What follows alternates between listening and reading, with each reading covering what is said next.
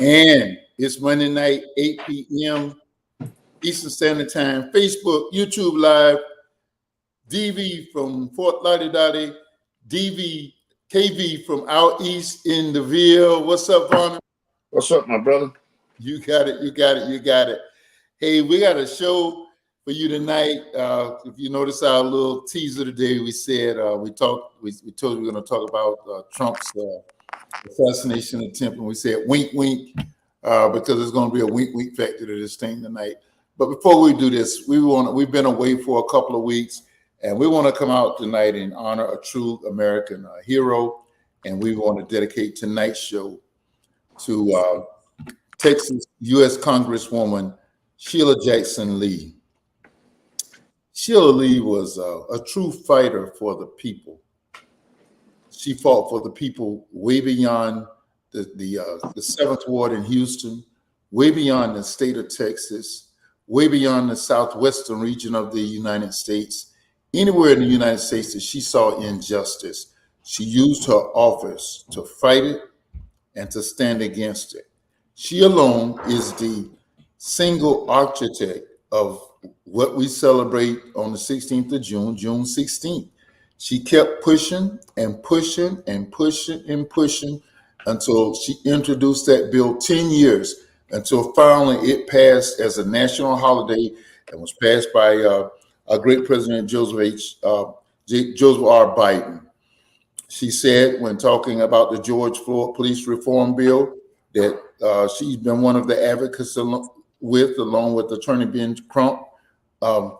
She reminded him when he was deflated about it not passing the first time it was voted. She reminded him that was 10 times that she fought to get the George Floyd bill. To get the Juneteenth bill. 10 consecutive years she introduced it as a lesson about perseverance, and that's what she was. Sheila Jackson Lee went back and she ran for the office of mayor in her home city of Houston, and was defeated in a bitter primary race in which questionable recordings were used to portray her as a bad manager. I saw her funeral celebration. The people who worked for, yes, she had a high turnover rate, but the people who worked for her were instilled with the perseverance, a love, a respect, and a sense of justice. Representative Sheila Jackson Lee, we would say you left us too soon, but we wouldn't say that because we believe in the power of the Lord to make that call. But we say we are sure going to miss you. Thank you for everything you did on this side. Tonight, the dialogue salutes Representative Sheila Jackson Lee. So tonight we're on. We've been away for a minute or two, and Kim's been away on assignment, and we've had an opportunity to get to utilize his services during this break. And the night. Let me say this also. You see us doing these dedications and honoring those who have gone on. And this is a season that seemingly a lot of us have lost a lot of people close to us. You hear us refer to her as Madam Producer. Madam Producer is Kim's first niece, and she's our oldest daughter. Madam Producer was sick. That's one of the reasons we decided to forego the show a couple of weeks ago. She was in the hospital. She was hospitalized. She's back. She was really uncomfortable, and we played a rerun. We're just glad that she's back in the saddle. That's Latoya Vaughn. Latoya, we're so glad that you're back with us and producing the show. It just didn't even feel right without you being here. Even though you have very adequate backup, we're glad that you're back, and we don't take anything for granted. We thank God for your recovery as you are recovering. We're grateful. So while we were gone, so much happened. So much happened. We can't go back and grab all of it. But we are going to talk about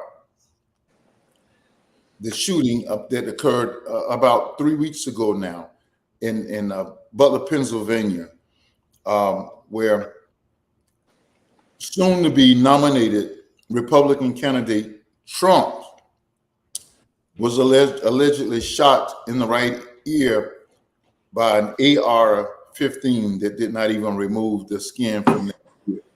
And I want to let Kim kind of take it over because he was one of the first quote unquote conspiracy theorists. And before we go to the videotape, just tell us your, not, we're going to critique the Secret Service and all that they did, but just your whole idea of the shooting and the suspicions of revolving that. Before we go to the tape, go ahead and give us a lead on that, Kim. Well, first of all, thank God, Madam Producer's back with us. Troy, you the bomb. You know, I have to call you to help me get on. I'm a dinosaur when it comes to this social media stuff. So thank you, and thanks God for you know, healing you and bringing you back to us. So to jump right into it, probably 20 minutes after the assassination attempt, I called Dozell and I was talking on the phone about it, and I told him something about that just didn't look right. Now I'm not going to sit here and say that you know, he staged this or anything, or that 45 staged this, or that it was a fake assassination attempt or whatever. I just do have my opinions about what happened, and they're based on looking at the videos and the pictures, you know, from the assassination attempt, and just something just don't look right with it. As most of y'all know, I'm did 26 years with the sheriff's office here. I was a SWAT team member. I did some pretty extensive stuff with the sheriff's office. I got to work with Secret Service numerous times. I guarded 4 presidents. So, and some things just went on that just didn't look right to me from the very beginning. I mean, 20 minutes afterwards, I was saying some things, and the same points that I brought out, even on Fox News Network, not on CNN, but on Fox News Network, I can't think of the guy's name. He used to be a Secret Service agent. He brought up some of those same exact points the other night, some of the same exact points, and we're going to get more into that in a minute or two. But that just kind of confirmed what I was thinking, you know, that something just ain't right about this assassination attempt. And I wouldn't be surprised if later on down the road, a year down the road, 2 years, 5 years down the road, if something comes out and something is fishy about it. It just, something just didn't look right to me. So, you know, we'll get into it. Dozell, go ahead and I don't know if you're ready for me to jump right into it like that now, but I'm gonna play on Dozell's lead on it. So, well, I'm gonna kind of I'm gonna follow you on this, but let's go to the first video, and Kim, there in the order that I sent them, and we'll stop and we'll introduce the photos that Kim shot in. I'll tell you to insert those. I know we didn't have time to go over those. So let's start with my first video. And let's just look at the whole attempt. Take a look at what happened.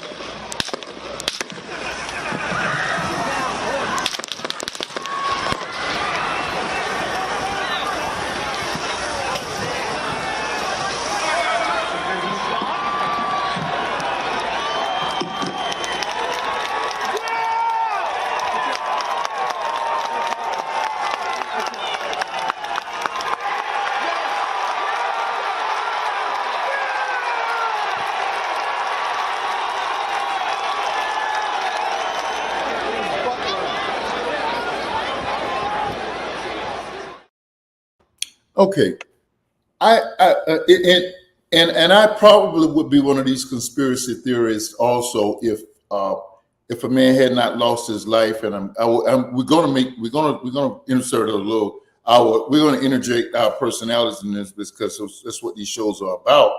But I'm gonna say if there had not been a homicide involved, I too would say, or unless we just say somebody unknowingly took it for the team, this was just a failure on the Secret Service part of epic proportion. And we're going to kind of say that for the latter part. But let's just look at some of the suspicious incidents involving this. First of all, I mentioned that an AR-15, and I've talked to some people, and Kim, I know you shoot those. I've seen you shoot them on the range. Would AR-15 leave that ear intact like that, even if it had just glazed it? that bullet would have, I mean, I look at him now, since he stopped wearing the bandages and everything, his ear looked like nothing has ever happened to it.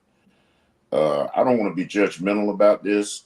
A lot of people know I'm not a big Trump supporter. That's no secret. But I don't want to judge the man, you know, and say that he would go this far. But it just looks like he did. His ear doesn't look like there's enough damage on it. And I get it. He turned his head right at the right time where it just grazed his ear. From what he said, that he felt the bullet tearing through the flesh of his ear. And the bullet definitely didn't tear through his flesh of his ear. You can see that. His ear still intact. That AR would have taken his ear off. So if that answers your question.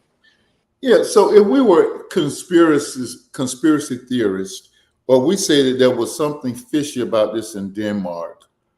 I mean, it wasn't until I heard a man who served under the idiocracy of 45's administration, the head of the FBI, Director Bray, came out 2 weeks, I guess, and it was his thing on that Friday to put it to bed whether or not it was the bullet that hit his ear, or if it was glass from something that was shattered, or if it was some other object, as we're sitting here discussing AR-15 buzzing it and leaving that much of his ear intact.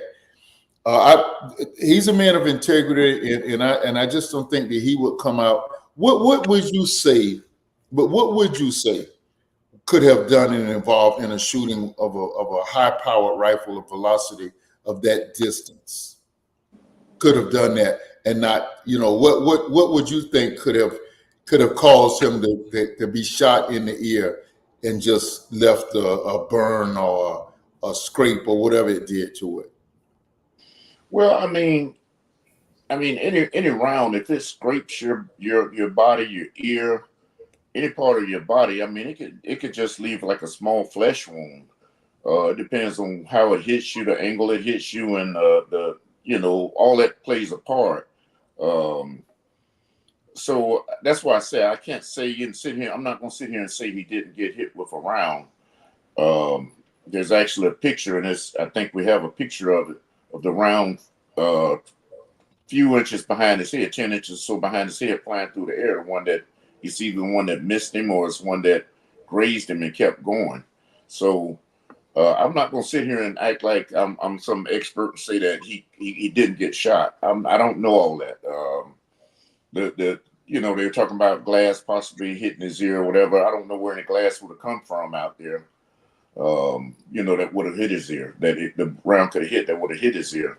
So I mean, it's just a question in my mind about it. I just, you know, I don't know. And Donald Trump has, I guess I could say, he lived his lifestyle in a kind of way that kind of makes you suspicious about some of the things he's done in the past, you know.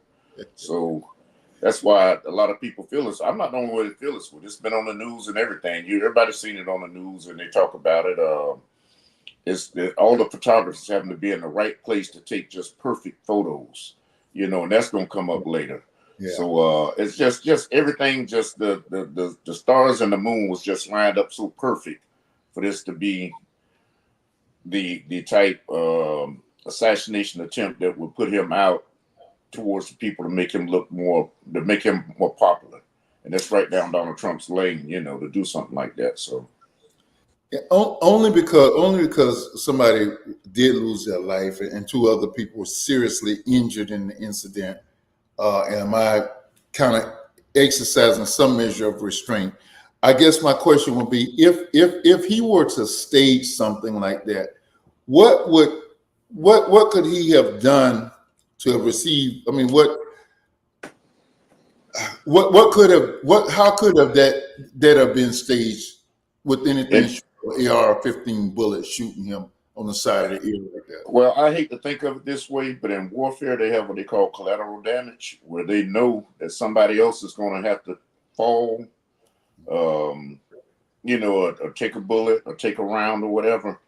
But in order to get their mission accomplished, they're considered collateral damage. And I hate to say that. They had a fireman lose his life, 2 people critically injured, and my heart goes out to them and their family and all. I would hate to think that they use these people as collateral damage, but I just don't. I just see some fishy things going on. So I guess one of the questions I have is how, from your opinion and your expertise, how could that have been? What's the word I'm looking for? How could it have been staged and not put his life more at risk with what we saw? If it was anything short of a bullet, what could they have done? Could he have gone down and could there have been a sound or shot fired and the shot was away from him and he goes down and has, I don't know, blood already, his ear was already cut and he goes down and pinches his ear. What would be a way that he could stage that? But I know you kind of given. And that's out of my hands, but I mean there are many ways to do it. I mean, the shots could go off, they miss him. With that AR-15 that the young man was shooting, I mean those are very accurate rifles from 150 yards. Man, it's hard to miss a target. It's hard to miss a target. This kid was supposed to be in his shooting team at school or something. So this wasn't he wasn't a first timer shooting that rifle. That rifle is very accurate. From what I understand, he had a scope on it, which not using open sights. So with the scope, it makes it even more easier to hit your target. Like I said, 150, 130 yards, 150 yards. That's a no brainer. That's an easy shot. You know, 45 turned his head might at the right time. Well, if he didn't turn his head, the bullet, if it was a bullet that hit his ear, it would have hit him square in his head. So, like I said, maybe the moon and the stars were aligned perfect that night for a reason or something that day, and he was spared.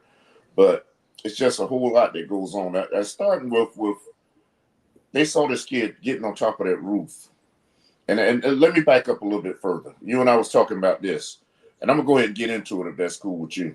Go ahead. Starting from the very beginning, we know that this is years of shoot over a roof and Charlie too close, and Mac Anderson was in the Marine Corps. They make excellent snipers. He's chimed in. There is video of the shooter on a roof entirely too close to where 45 was. That's my point. That's part of my point, Mikey. You know how accurate those rifles are from that distance.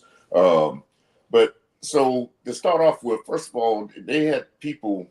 The Secret Service gets to a place 2 days ahead of time, and they accommodate the highest roofs in that area in a certain circumference. They accommodate the tallest roofs so they can see what's going on low. You want your snipers to be up high so they can see low.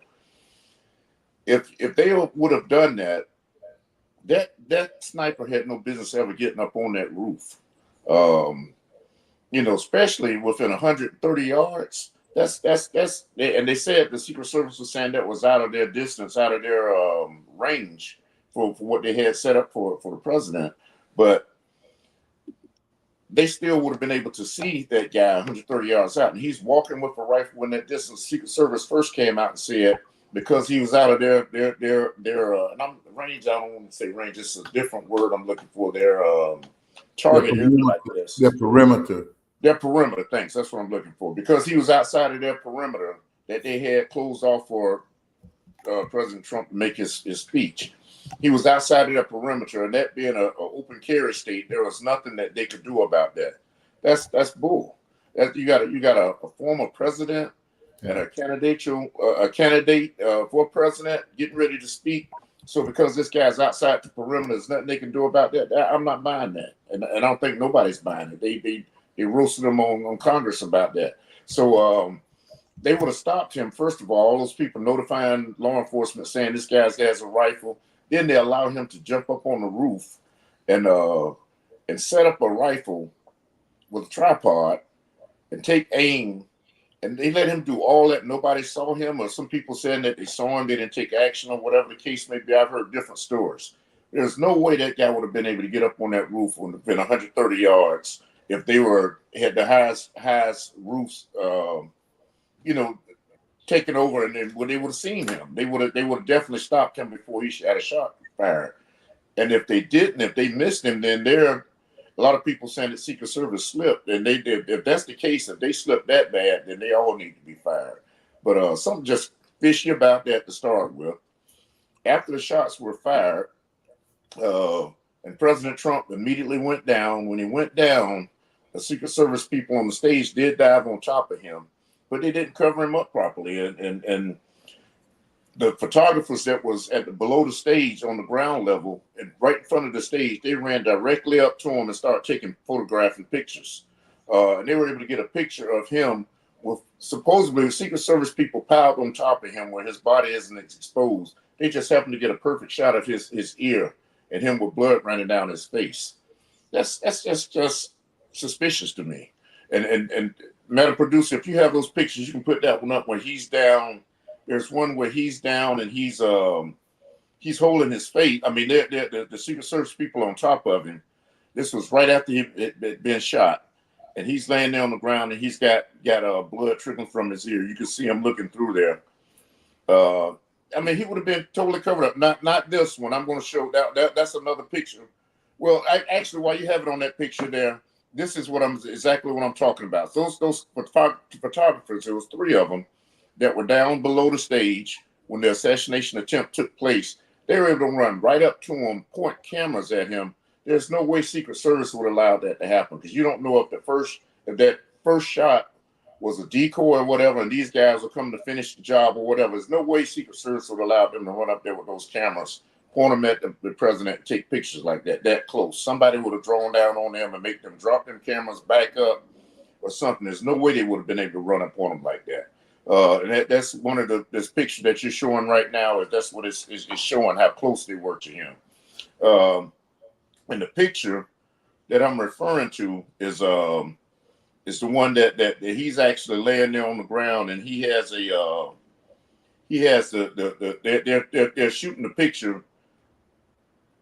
Right, this one right here. There's no way they would have been able to. His body would have been completely covered. The Secret Service, their job is to completely cover the president and get him to his car. Once they make their decision that they're going to move, they move. They don't stop. They don't talk about it. Once they get that clearance over the radio, say, okay, are we good? We'll get it clear. Has the threat been eliminated? Can we move now? And they which I heard the transmissions on one of the channels, they played those transmissions, say, okay, we're moving. So they would have gotten him up and got him directly to that car without him stopping 3 times like he did. He stopped 3 different times to pump his fist where his body is fully exposed. One of the pictures, his head is totally exposed. They have a picture from his chest up that's exposed. They have one picture from his waist up that's totally exposed. And the Secret Service people are standing beside him, not even trying to cover him or protect him. It don't happen like that. The Secret Service job is to cover the president, sweep him to the car as quick as possible. As soon as something like that happens, they make up their mind they're going to move. They get him in the car. When Ronald Reagan was shot, if you notice, they rushed him. They covered his body up, pushed him down, covered up his body, and rushed him to the car, stuck him directly in the car. With President Trump, he stopped. One point, he stopped when he first stood up. And Madam Producer, I think you have that photo. When he first got shot, he stood up and he's pumping his fist. That's when he went fight, fight, fight. This one right here. If you notice, you can't even see Secret Service people on the left side of this picture. You see one guy on one side of him. He's not trying to cover him and protect him in anything. He's allowing him to sit there and take pictures. Those 3 photographers that was there in the front, they was able to get these pictures because, to me, looked like they were playing. I could be wrong. Like I said, I'm not. I don't know everything, but it's just so much stuff going on in these pictures that make it suspicious to me. He stood there, he pumped his fist 3 or 4 times, said fight, fight, fight. A good 2 to 3 seconds went by before they had him moving again. Totally unexposed. They had the female Secret Service agent there who was shorter than the president, and usually in those situations they have Secret Service agents that are taller than the president, so they can particularly shield. Shield his body completely.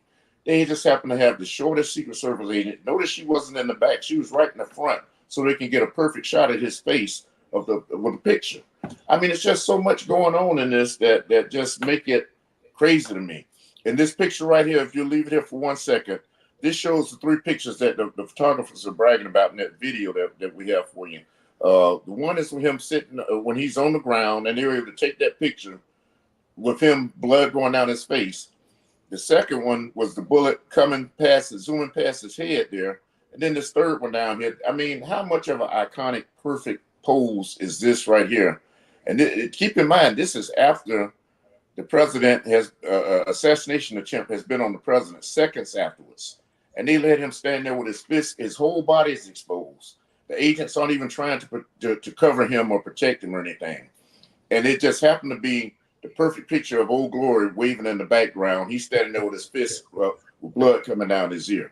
I mean, that's a perfect, iconic picture that you would want. If you're a candidate running for president, somebody made an assassination attempt at you. It's just how does all this just fall in line for him? It's just so suspicious to me. That picture was I wouldn't be surprised if they staged that. They worked on that picture prior to that happening. They knew exactly where to stop. He knew exactly when to raise his fist, and they knew the flag was going to be blowing in the background like that. It's just too perfect of a picture. It just don't. And like I said, they let those photographers stay right there in the front and take pictures like that. You saw the guy with Secret Service, the one that had on all his tight gear with the AR-15 that ran on the edge of the stage. He ran down there with them and didn't even make those photographers back up. It don't work like that, people. It just don't work like that, and it's just so suspicious to me. How they were able to stand there and keep taking those photographers were there because they were told to be there.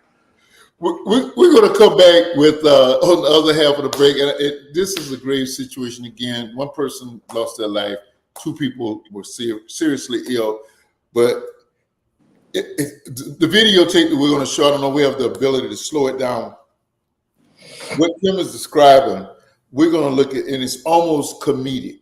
If it were not for lives being injured and lives being lost, it's almost comedic. We're going to come back and we're going to look at some more video and look at just how the Secret Service learned to get it right and saw them when they got it right, compared to this debacle all the way around, which leads for people like us to be able to criticize and critique and say, hey, something's phony in Denmark. We'll be right back.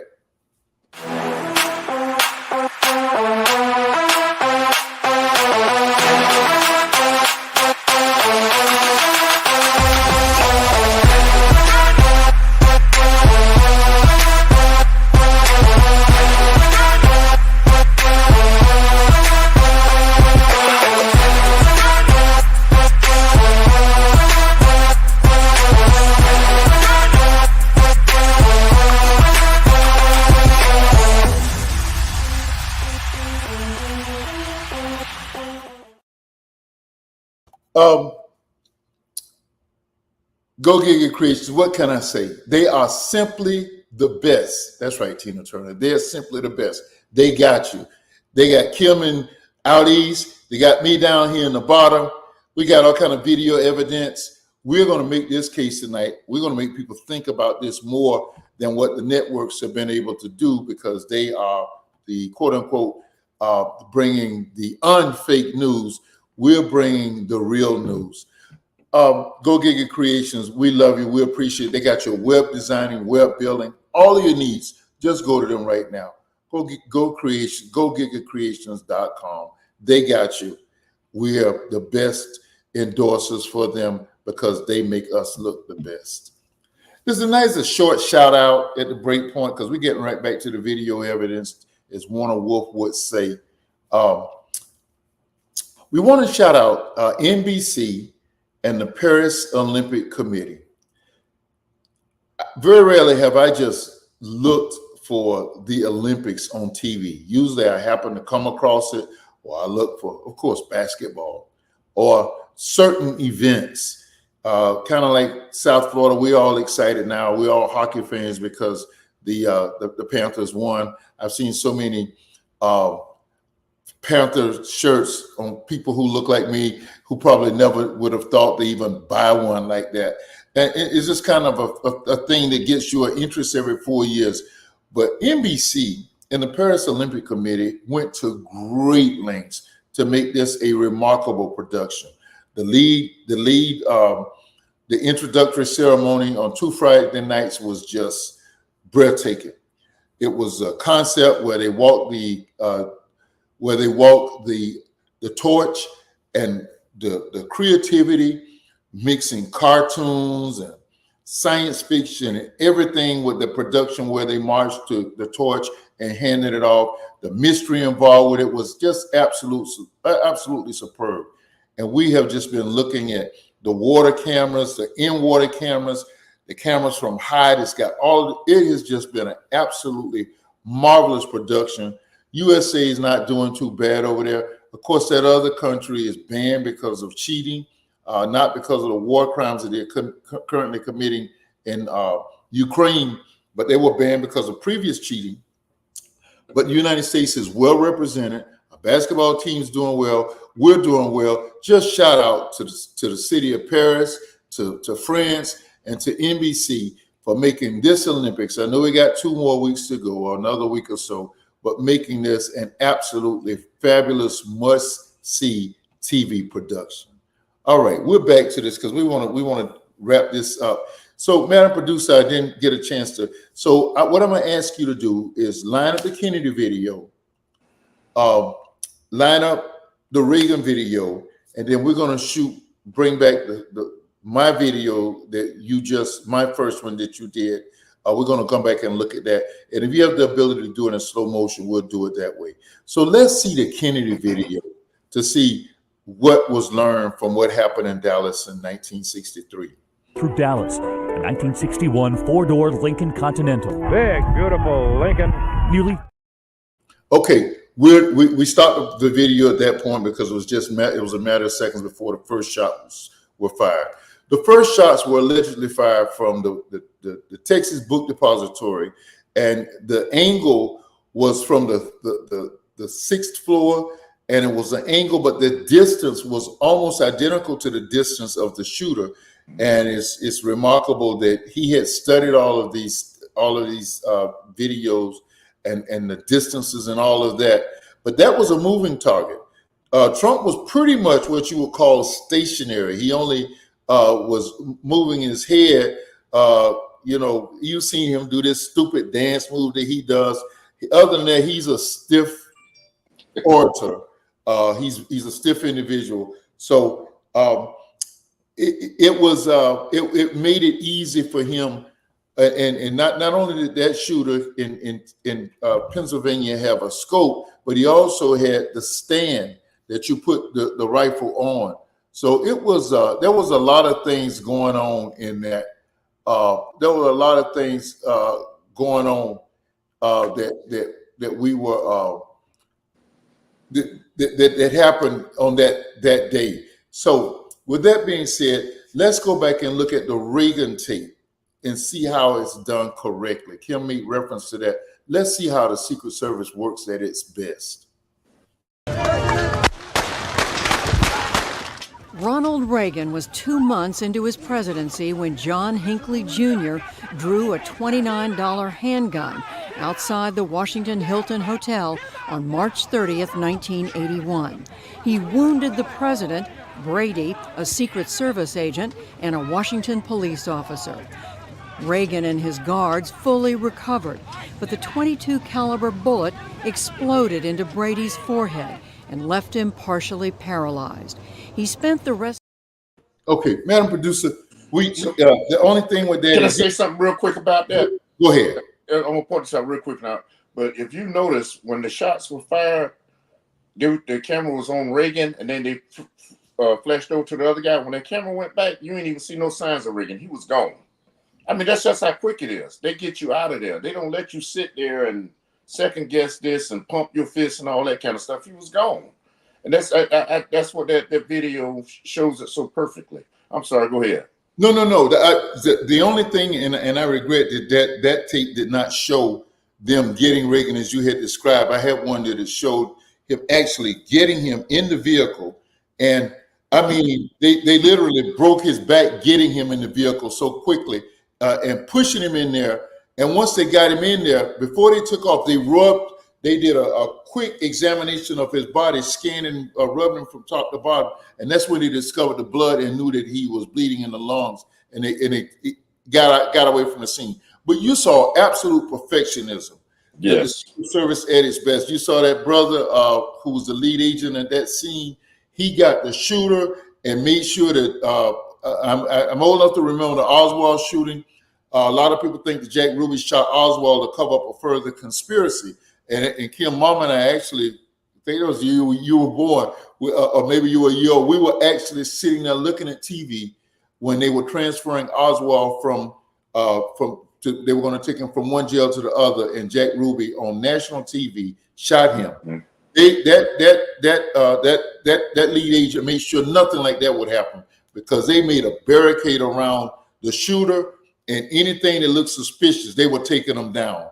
And I just regret that we didn't show how just what you said earlier, how strongly they pushed Reagan, how quickly they got him in the car, and the car actually started taking off when they discovered the bleeding. And made it a code 3 run to the hospital when they, and fortunately, he had been hit in a lung, and it was a lung was nicked, and they didn't get him in the hospital not a minute too soon. Now, if we can go back, everything that you've been saying, and Madam Producer, I don't know, I didn't ask you this. If you can, let's go back and look at that first video of mine of the Trump shooting. Everything that Kim said, let's go back and look at how ridiculous it was compared to what we just saw. Take a look what happened.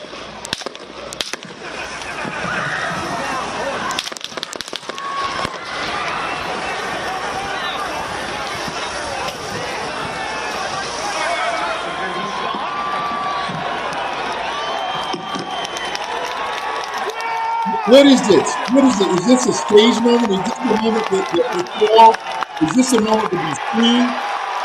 Threat to the no. Your protecting is supposed to be cocooned inside of those cages. And it looks like we got some kind of mask where if you slowed it down, that didn't actually show his second stop. The first one, they showed him pumping his fist, like I said, with a female agent in front of him. She happens to be so short that you can just see his whole head, leave his head and all his shoulders up exposed. That would not happen. The agents on that team, that cover team right there, would have been tall enough where they would have, all they had to do was stand up and cover him. And then they would have made an extra effort to push him down and protect his head and his body and make sure that he's covered up. In one shot, you notice the guy kind of put his hand up like he's trying to protect his face. But Trump moves and they just let him stand right there, and the guys are snapping perfect pictures of him. It's so suspicious. They're snapping perfect pictures of him. Actually stopped. They stopped and waited. That's 3 times total. 3 times total. That was the first time they showed. And then when he get to the edge of the steps, just to show you how ridiculous this is, his hat fell off, and the female Secret Service agent bends down and picks up his cap. Then she later picks up his shoe. I think it's Trump's shoe. His shoe comes off or something. They've been out. They wouldn't even cared about all that. They would have been rushing him to the car.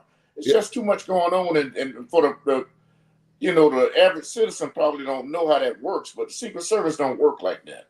They just don't work like that. And if anybody got questions, ask your question, because I want to hear your theory on it as well. I'm not just trying to give my theory, because my theory don't make it right. I want to hear questions from people. I mean, Secret Service just don't work like that. Yeah, please put your questions in the text. Mac has been, and Bernard is saying now, who are you going to believe, Trump or our lying eyes, allowing Trump to pose? It was posing. That was not, our eyes weren't lying.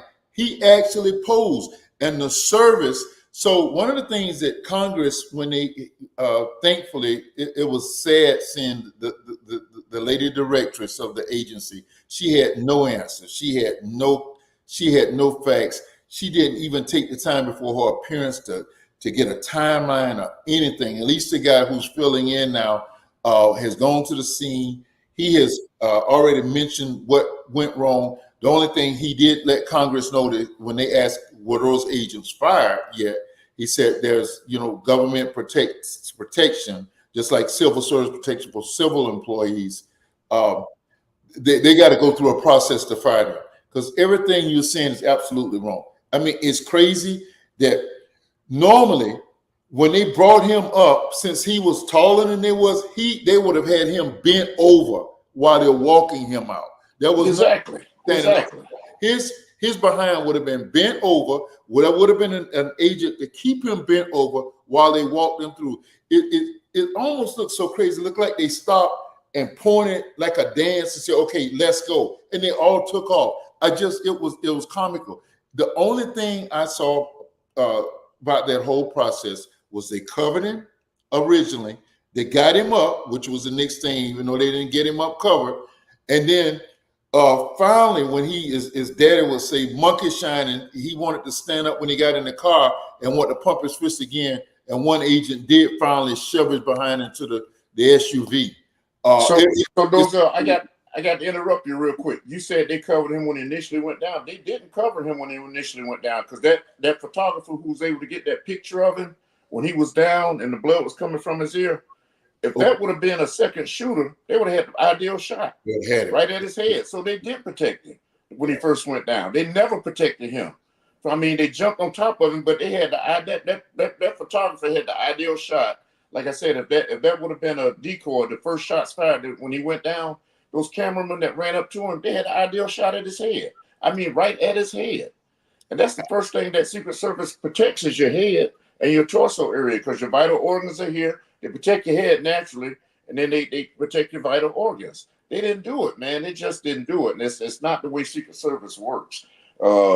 Remember I said collateral damage. You were talking about the female that was in charge of Secret Service. She was collateral damage too, probably. They probably had all this stuff set up. I said they couldn't mess up. Said they had glued down, man. They ain't gonna mess it up. But she was collateral damage too. That's why she didn't answer no questions when she went before Congress. She didn't have no answers because she was collateral damage. She probably knew ahead of time what was going on, and I'm just gonna go in there and say I can't answer that right now. I can't answer this right now. The FBI is taking over. That whole thing was a joke when they talked to her. That was if you're in charge of Secret Service, she never even went to the scene. Come on, man. It's just too much going on that didn't happen. It's just too much. I sat and watched that, and I've kind of paid attention to this whole thing. What really sold me was when they had that. There's a guy that does a show on Fox Network, a black guy, light-skinned black guy, and he's very, I won't say militant, but he used to be a Secret Service agent. And he got on there and he talked about how Secret Service blew so many coverages on him and all that, and that it looked suspicious to him. And for him to say that, because he's a big Trump supporter. Yeah. He's the trumpeter, and for him to get on there and say that stuff that it looked suspicious to him, that really made my ears stand up. So it's just so much that didn't happen that should have happened. Like I said, that when he initially went down, they had a perfect shot at his head. That the cameraman would have been gunman. I got what you're saying now. Yeah. And then when they and like you said, when they got him up, they let him sit there and pose, pump his fist 3 times, and he said, "Fight, fight, fight," 3 times. Unbelievable. It's just so much that. And then when they got him to the edge of the stage before they walked him down, and you got the shortest Secret Service person there standing in front of him, and she bends over. If you look at that picture, that's one reason why I sent that picture. She's bent over to make sure that she ain't blocking the view of him standing there pumping his fist and doing all that. It's just so much going on that wouldn't happen. It would not have happened with Secret Service. So I don't, I know he's not a standing president, but he still gets Secret Service protection and Secret Service training. And that they look like a bunch of idiots out there that day. Nobody did their duty. Nobody did what they're trained to do, in my opinion. So yeah, they look like rank amateurs. You're absolutely right. He was not protected when he was on the ground, and then when he came up, that should have been a brisk, protected walk. That if a shot were to go down, in order to hit him being a target, the bullet would have had to gone through an agent, and that was just not the case. Like I said, I actually heard the transmission. They played it on one of the channels right after this happened. 2 days after it happened, they actually had the transmission. Are we moving? And I think the guy was Hawkeye or something. Hawkeye, are we moving? And they said, so give me a second. Yeah, we're moving. Let's go. They got up and they stood there. They had the proper transmission, like they getting ready to haul his butt up out of there, but they let him stand there and pump his fist there and then go to the edge of the stage, do it again, where his whole body from his waist up is exposed. And he's just happened to be right in front of that camera where to get that perfect picture. Look, I mean, you look at this picture we're showing now. Unbelievable. There's an agent on his right hand side. If you're looking at the screen, there's an agent on his right. He's not doing anything to protect to shield him or anything. What is he on the back of him? Nobody looking behind at? him in this picture. How does that happen? What is he looking at? I almost wonder. The agent, I don't know if that's when he dropped his hat. If that's at that looks like it's at the edge of the stage right before they took him down, and he may have dropped his hat because the female is right under his right arm that's raised. She's right under his right arm, and she's nowhere in the picture. She's probably bent over picking up the hat, and he might be looking down at the hat or something. I don't know. I can't say for sure, but that's what it looks like. The picture in the middle right here, you got half of his body, all his vital organs are exposed right here in this picture.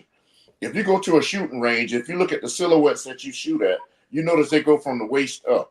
And the reason why they go from the waist up, because all your vital organs are right here inside your torso area. And of course, your head is a vital area to shoot. They got all his vital areas are totally exposed right here. Nobody in front of him, nobody protecting him from the other side. I mean, it's just, they just don't work like that. Secret Service don't work that way. You know, I continue to contend that it was almost like, if it wasn't so serious, it would be like almost like a comedic, let's point, let's walk. And all of him is just exposed. And like you say, one agent stuck his hand. Are you kidding me? His behind should have been bent over. So it's nothing secret now. You've done 4 presidents. I guarded Reagan. I was calling the last minute because the Secret Service at the last minute deemed, and there's another thing, they deemed that they were not comfortable with the protection when they reassessed the scene just prior to him arriving. And I was mandated after working a midnight shift to work that detail, and I was right at the press box where Reagan was to enter to go in, and I had to be assigned with an agent because I had not been cleared. But they wanted an extra gun on the scene, an extra show of force. So the one thing that impressed me was that, and this was after the assassination attempt on his life, that he was like almost cocooned from the second that motorcade arrived to the second they got him back inside and away from outside protection. You know, there was at all times there were people that were taller than he was, and people that and he knew to duck. And all of those things were in place. And, you know, I had been given that short-term, tutelage to do that we stand in front of him. I did Jesse Jackson before he got Secret Service protection. And I knew, I said, you know, he's half an inch taller than I am. I said, Dr. Jackson, you got to bend behind me. If it's the shooting is, I'm going to stand, but you got to make yourself behind me until we can get you to a wall. And they already know that. They've been told all that stuff. You're going to protect them. And they've all been told that stuff. And Trump knew that too. That's what I'm saying. They've been told that stuff, what to do. This guy was a president for 4 years. Trust me. He's been told what to do in the event. You saw how he went down. Happened.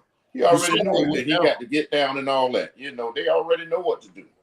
It's not like their first rodeo when something happens. They already have training and all that kind of stuff. They know what to do. You know, and he did none of that, you know. So I mean, once they got him to the car, he stood on the step up thing on the car and pumped his fist a third time, exposed his body a third time.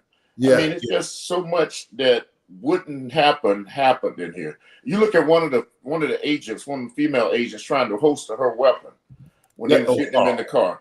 And then she finally couldn't get a hold. She finally pulled it back out and just held the position. But I mean, these agents didn't even look like real Secret Service agents to me. Yeah, it was look like real Secret Service agents to me. It just didn't look right, you know. So 2 things happened. It was, and I can tell by Bernard and Max's comments that there's suspicion about the legitimacy of the whole day, and that's really hard for me to bring suspicion on something where somebody lost their life.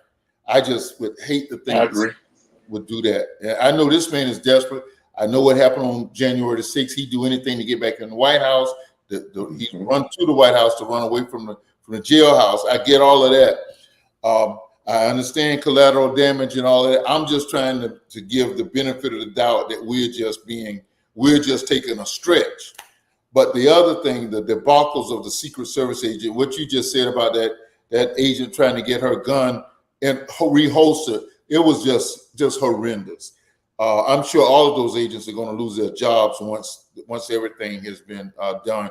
And their supervisors, as a supervisor or a sergeant, we go to the chain of command and police rank, a sergeant, a lieutenant, all the way up the line to the director loses their job because 6 people make a horrendous scene. So we got suspicion about what happened, and then we got total debacles by the agents. There's nowhere in the world after Dallas that a perimeter should not have exceeded that roof. That young man, exactly. He climbed up the 45 minutes. It came out in the testimony to Congress. The 45 minutes they were concerned about him. They had seen him with the rangefinder. They seen a ladder.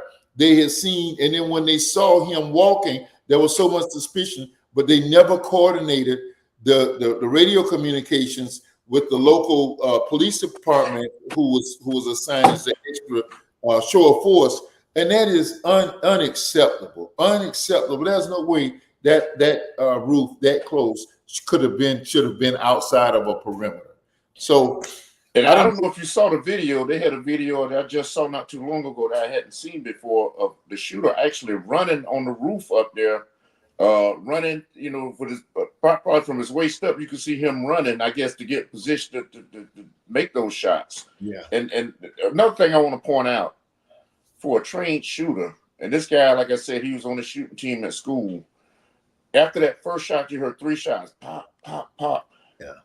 A trained sniper, after you miss that first shot, you're not gonna miss that second shot probably, because especially, if you're shooting that pop, pop, pop, you're not gonna miss that second shot like that. Even so, if Trump did move his head to the right, he still should have been a perfect target of a trained sniper. So it's just so much. And like I said, the fact that the guy lost his life and 2 people were shot. I just hope, for his sake and for their family's sake, that they weren't just collateral damage just to make it look like something. And this guy, the shooter, the who knows, this lady that was over Secret Service, the way she got in Congress and testified, or didn't testify is what I shouldn't say. She might be set for life now. They told her, go in there and fumble this and do that, and we're gonna set you up for life. If he paid a porn star, what's to say he's not gonna pay her to go in there and do what she did? So it's just so much, and you have to look at the man past. It's Donald Trump. You got to look at him like that. It's just so many coincidental things that took place at this assassination attempt that just don't make sense to me. There's a lot of them that don't make sense. The Secret Service is one of the top regarded as one of the top agencies in the country. I know FBI is supposed to be the creme de la creme, but Secret Service got to be right there because they guard the president. Yeah. They didn't guard the president on that day. So it's just too many examples of mistakes that were made, or what are mistakes. If we were really stretching, we got to get you out of it. We were stretching the conspiracy theory. We say the shooters, the snipers, the Secret Service snipers were advising this kid where he was positioned, but just after he missed Trump, then they suddenly get him. They suddenly get him. He should have been in their scopes as soon as he was reported. As soon as he got up on the roof. Yeah, exactly. When he was running along the roof, they should have had a scope pointed at him. They would have had the scope pointed at him, and his spotter, that whoever had that scope, his spotter would have been telling him what that guy got in his hands and everything else. I'm not trying to make it sound like I know everything. I was a sniper on the SWAT team here in Jacksonville, and I had some good training. I'm thankful for the training I received. But a lot of times you have a spotter sitting there with you that's telling you what that person is doing and all that. So you zoomed in on that particular place where you're going to shoot him, and that spotter's telling you, okay, he got something in his hand. Go ahead. And they already have a green light. Secret Service has a green light to take the shot when they see a threat. They don't have to wait for permission from a supervisor. Right. You know, if a guy's got a scope rifle pointed at the president, at your target, then that's a screen light. You know, they should have took the shot from the beginning. They wait till after he fired 3 shots. No, it don't work like that. It's just, I can sit here and nitpick this thing all night and just bring up what I think are valid points of what shouldn't have taken place. You know, it just don't. Thank you. Bernard says if it don't make sense, you know, it just don't make sense. And there's too many things that don't make sense. There's too many of them. Too many things. So and also climbed up, and he pointed the gun at Austin. And that Austin had to literally fall down to avoid being shot. That should have been a sign that somebody, it's time to pop. It's time to take him out. It's time to take him out. Yeah. Well, we've investigated it. We've called it. We've shown how it was done correctly. We've shown how it was terribly messed up in Butler, Pennsylvania. Nobody can do this like my brother. Kim Varner, go ahead and summarize this as you see it. Well, I'm gonna sum it up real quick and real easy. If I'm wrong, prove me wrong. Prove me wrong. Tell me what the Secret Service did right, because I can go all day telling you what they did wrong. Was it designed to go that way? It something was wrong, because I mean they made too many mistakes in a row, and I don't want to call them mistakes because they're like they were intentional. So prove me wrong. That's all I want to say. Is I'm gonna sum it up out like that. You know, if I'm wrong, prove me wrong, and I can show you video and pictures. Pictures don't lie. Dialogue with Dozy is best when these boys are together. Hey, next week we're gonna mark 40 years of the 40th anniversary of Purple Rain. That was an iconic classic of a movie and a soundtrack, and one of the greatest artists to ever grace the earth, Prince Rogers Nelson. That's next Monday night, right here, Dialogue with Dozy. We're going to look at the 40th anniversary. We're going to look back. We're going to look at the interviews of the players, the characters, the band members, a little footage of the movie. We'll see how much we can get away with. And we're just going to look back and have a good time looking back 40 years ago. Purple Rain, Purple Rain. Dialogue with Dozy. KV, what's up? We out, man. Deuces. Hey.